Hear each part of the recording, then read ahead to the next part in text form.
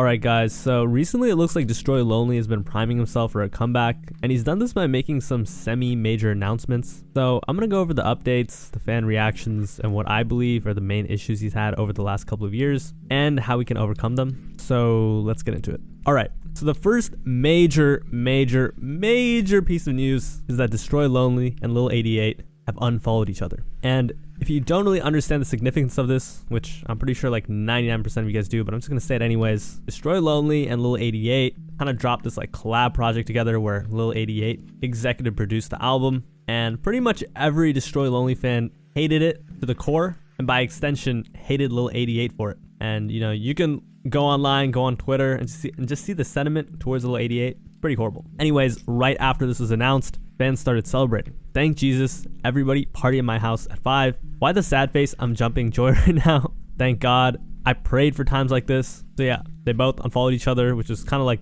I don't know, they could have just not unfollowed each other. So something definitely happened. I'll give you a little more context. So the first kind of sign of this was when Lil88, because Lil88 is also, or was also, Ken and DestroyLonely's DJs. And he was the DJ for Ken's last tour. There's also a lot of clips of him like messing stuff up, so I guess he's not like a great DJ. This is alright, you know, getting the bag, right?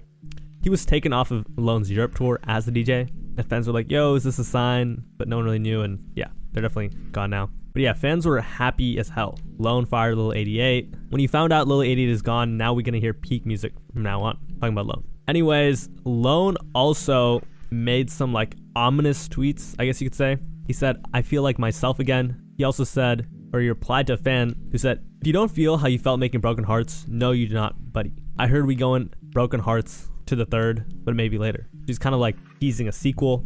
Lone, who got you feeling like this? Heartbreak. Maybe alluding to the whole Lil88 thing. I had a talk with me. Decided I should do what's right. Maybe me and Ken first. And y'all know I don't do no playing. Remember I said this. Alright. We actually do know you do some playing because he's delayed drops and all that in the past before. Anyways, someone replied, what dropping Lil88 will do to you? Top Floor Boss back. The Top Floor Boss / Underworld era was when DestroyLonely was really locked in with Clayco and Clayco's producer group Underworld. I don't know, Clayco and DestroyLonely were just special. Lone just had such a unique sound, both vocally, and his production just matched it so well. And Lil88 is cool. He's cool with he's cool at making trap beats and whatnot, but Lone completely lost the artistic edge that fans loved about him the moment he started working with him. And I think fans are excited that he's going to be bringing that back. Anyways, Lil88 also made some, I guess, ominous tweets about Lone as well. I don't know why they're doing this whole like breakup thing, unfollowing each other, making tweets like slightly hinting at, you know what I mean? But I'll just read it anyways. I'm always happy for y'all and always will be. 97 likes, 12 reposts, and the comments are turned off. I don't need you to be happy for me. By the way, he knew what he was doing, turning off the comments because of the whole Lone thing, which I thought was kind of funny. And for Lone fans, this is like huge, I would say, because they've been wanting DestroyLonely to lock back in with Clayco forever now. They've been begging for it, you know, and Clayco had a couple songs here and there come out, but nothing really. It's also good because, you know, having the strong producer-artist relationship is great, you know, but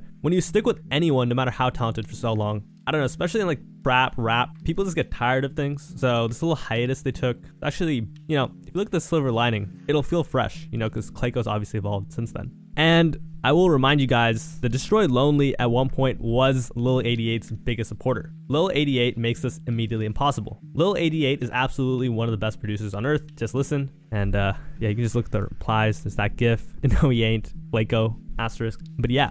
And it looks like Lil88 is still cool with Ken. I mean, they're like childhood best friends or whatever. But yeah, very like interesting and awkward politics, I guess you could say. It seems like Opium is always having like these mini beefs, but I'm sure they'll be fine. All right. Now, I also wanted to go over like the new news where DestroyLonely seemingly teases Broken Hearts 3 and a collab project with Ken Carson, and it seems like he wants the collab project to come first. Now, the collab project is allegedly titled Evil Twins, and they've been teasing this forever. And honestly, I feel like the perfect time for them to have dropped it was back in like 2021, because it would have aged so well, and that was like, I don't know, I feel like that was when Ken and Lone were still kind of seen on the same level, and the conversations between who was more talented, who was better, not that it matters, it's actually kind of even, you know? Ken has totally surpassed Lone at this point, just to be real. And to be honest, DestroyLonely is still my favorite artist of the two. just because of his past work, but even I gotta admit, the last couple years, he's been slacking. All right, let's see what some of the fans had to say. If we get both of these, best year for Opium of all time, and I don't know anything in the future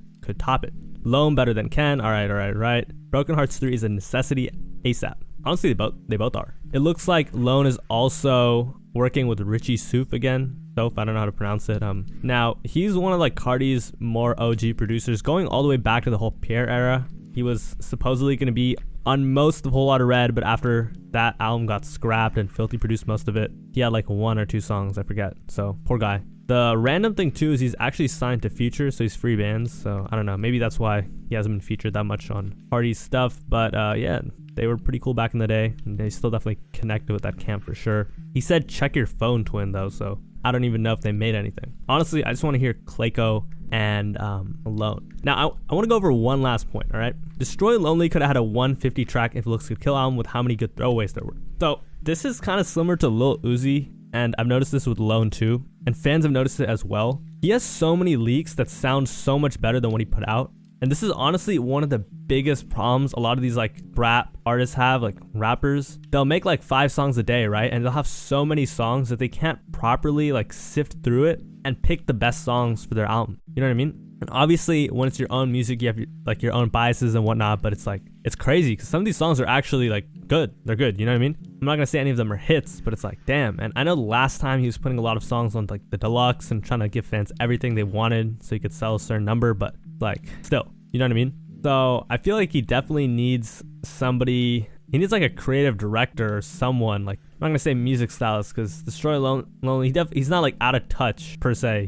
He needs like a better second opinion than Lil 88. I'll put it like that. All right, and he just needs to pick the right songs. Because while I will say, I don't know, unreleased music has like this certain allure to it where it's like, oh, it's unreleased, blah blah blah, whatever. It's hard to argue that some of these songs are not better than his released work. So, you know, like his vault is really better than what's released. But on the bright side, I guess you could say, you know, fans have access to it on SoundCloud, I guess, because it leaked. Now, there's one other thing as well, and that's Lone's image as a whole. There was a time when Destroy Lonely was just seen as so cool, unironically. You know what I mean? It got the whole like, oh, this is so Destroy Lonely, this parking lot is so Destroy Lonely. That got old real quick, real fast, but you can't deny that he had that cool factor. Then, you know, the whole thing with his ex-girlfriend and all of that really like tarnished his image. He's just not seen as cool anymore, and he has to kind of like lean back into that. Also, the whole all black, the way he dresses, it's just not what's like trending. I don't know if he's got to like switch it up completely, but